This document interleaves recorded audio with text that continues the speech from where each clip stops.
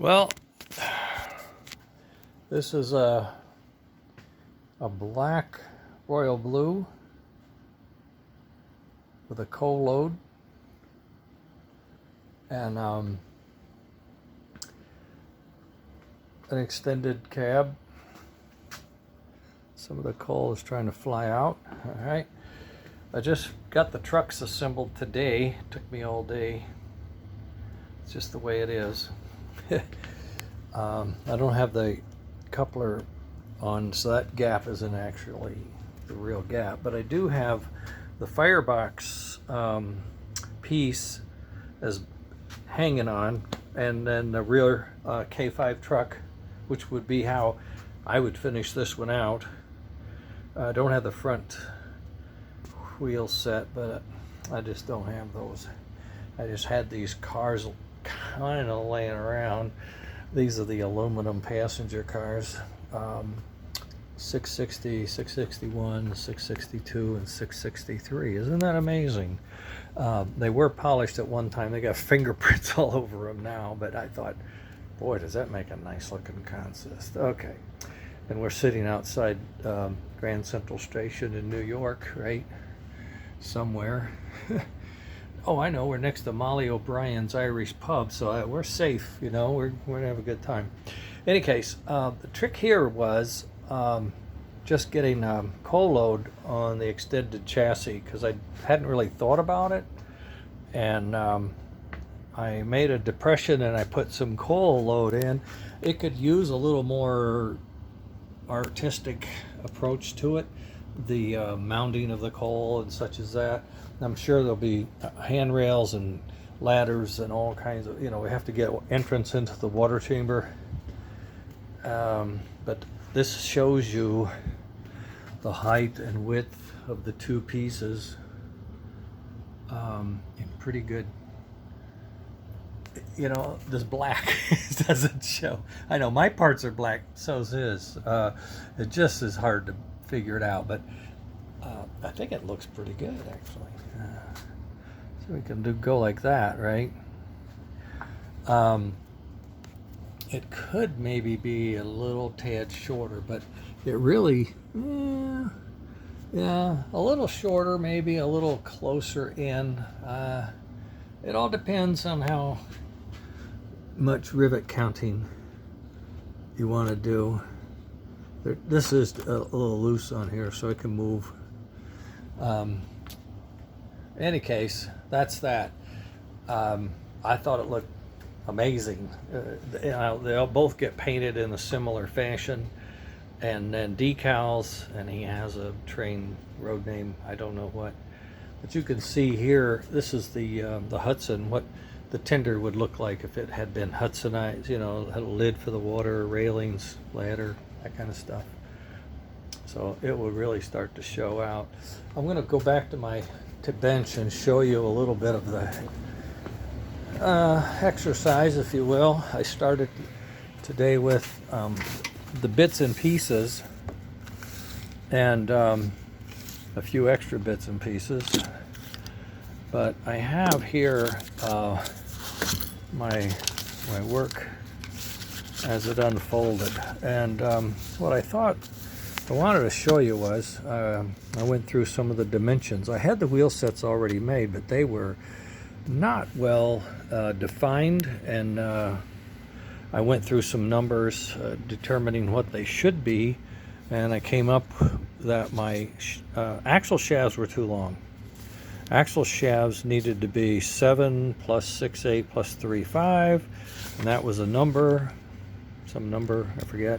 I think it was like 7.5 as well. Yeah, 7 to 7.5 axle shaft is what I needed.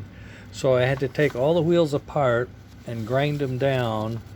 I had 6 and 6 and 4. I had 16 wheels set, 16 axles. I went through them all, and I measured both sides, and I fitted the axle, the wheel.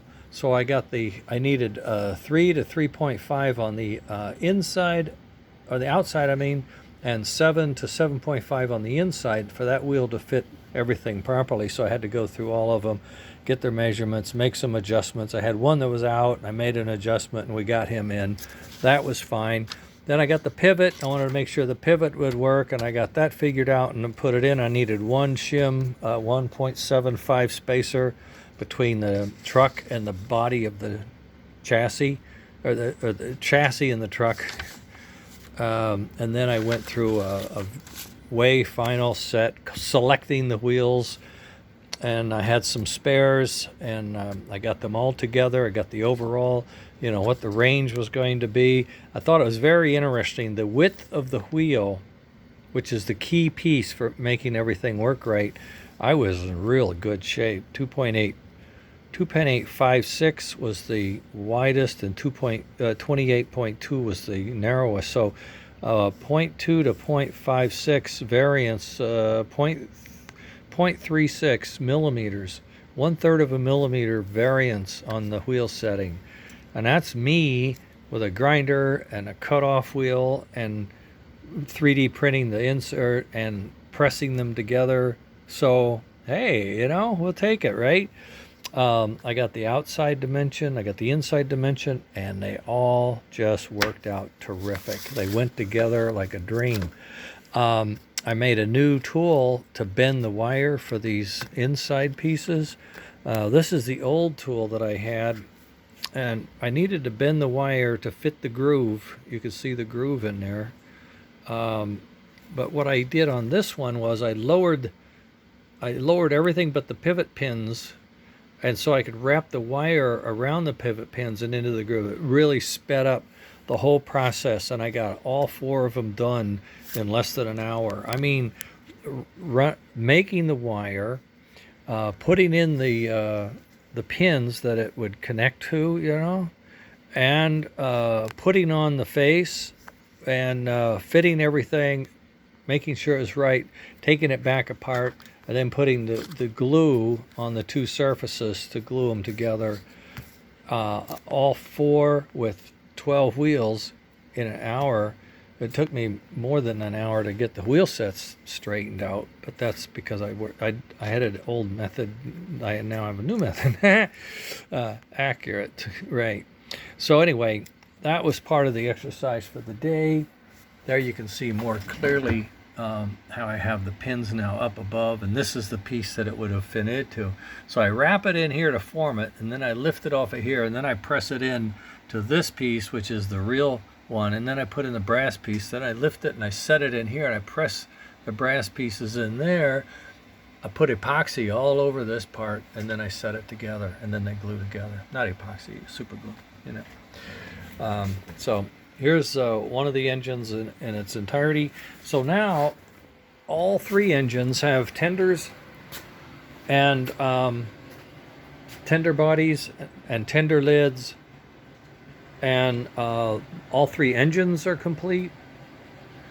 The tender assembly on this black unit is not complete. The tender is assembled with all of the printed parts, but it's a skeleton. Okay, it's empty inside, so I have to stuff it. That's what we used to say in the computer trade. You get a rack and we're going to stuff it. So I need to stuff it. The engine's wired, it's all set to go. Stuff it, route it, make the harness, and then start testing all the functions. So it's really close. That all the engines are really close. I'm really hoping in the next 2 weeks I get these things built and out to the gang, to the folks. The 3 amigos hit the road. Oh, it's all lying now. This is one full engine over there, one full engine over there. So there we are. All right, that's what I did. Oh, I'm getting the call. All right, gotta run. Later.